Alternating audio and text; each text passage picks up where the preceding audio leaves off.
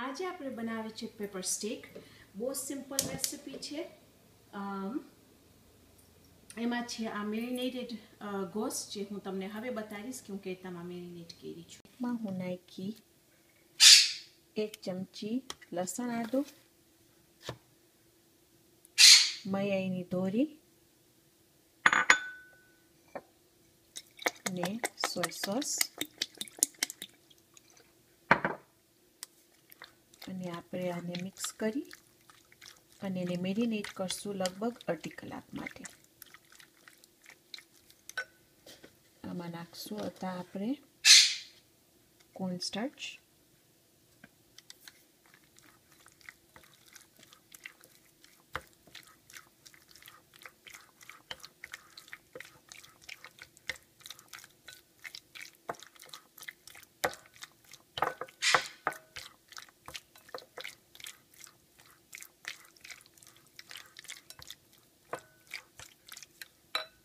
અને મરી.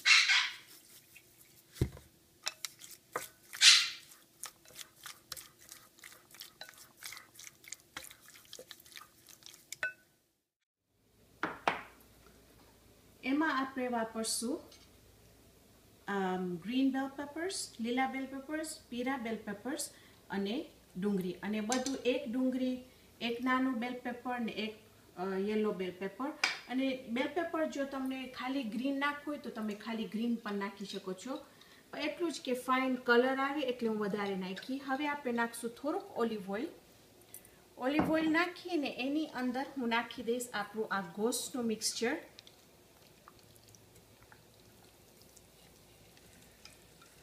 અને આ ગોસ્ટનું મિક્સચર આપણે જરાક ચૂલા ઉપર રાખશું, લગભગ 10-15 મિનિટ માટે સ્ટર ફ્રાય કરશું કે ફાઇન રીતે આ ગોસ્ટ મિક્સચર પાકી જાય. આ મિક્સચર પાકી જશે એટલે પછી આપણે એની અંદર આપણા વેજીટેબલ્સ નાખી અને સોસ આપણે નાખશું. તો જ્યાર સુધી આપણા વેજીટેબલ્સ અહીંયા થાય, જ્યાર સુધી આપણું ગોસ્ટ પાકી છે ત્યાર સુધી ચાલો જલ્દી આપણે સોસ બનાવી નાખીએ.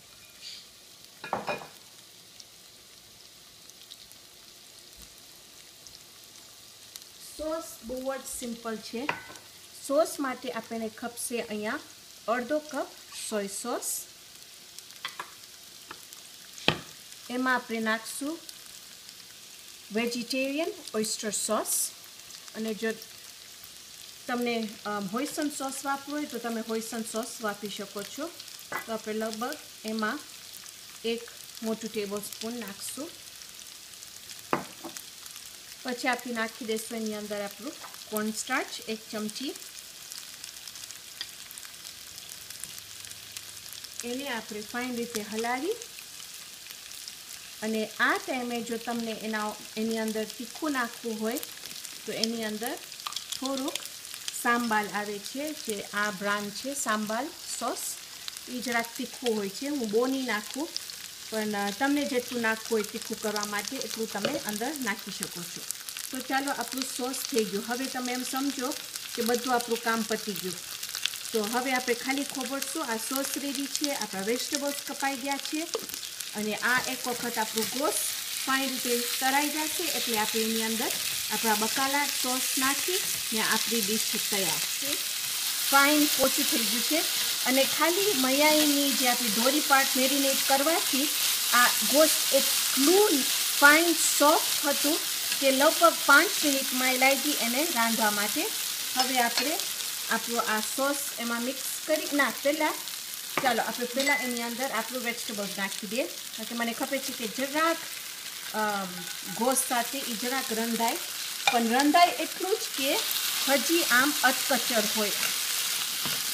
એવું તો આમ ના થઈ જાઉં ખપે કે સાવ પોચું થઈ જાય, કારણ કે વેજીટેબલ્સ પોચા થઈ જશે તો જરાય નહીં મજા આવે. તો જો કેટલું ફાઇન લાગે છે. હવે તમારી પાસે જોતા લાલ બેલ પેપર હોય ને, તમને લાલ બેલ પેપર એમાં નાખવું હોય તો એકદમ સરસ લાગશે.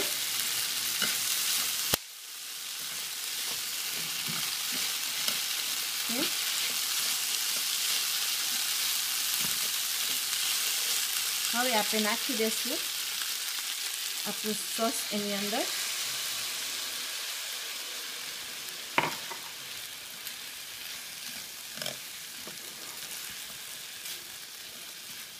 અને આ ડિશ છે કે મને બહુ એની અંદર સોસ નથી ગમતું. મને ગમે છે કે આમ જરાક સૂકું સૂકું હોય. પેપર સ્ટેક સૂકું સૂકું હોય છે, બહુ મસાલાવાળું મને નથી ગમતું.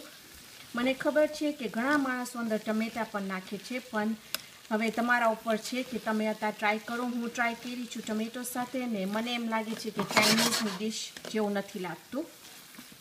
તો જો આઈટમ ડ્રાય લાગે છે ને મને મારું પેપર સ્ટેક જરાક સૂકું સૂકું ગમે. ઓકે, હવે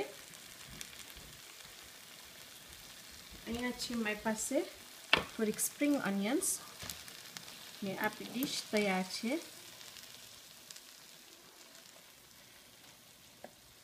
એના પર થોડીક સ્પ્રિંગ ઓનિયન્સ નાખશું આપણે અને ટ્રાય કરશું. એકદમ ગરમ છે.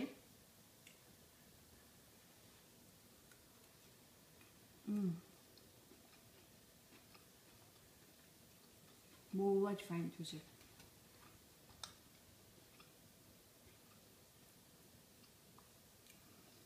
જે બકાલા છે એ અધકચર છે અને ગોશ એકદમ સોફ્ટ થઈ ગયું છે.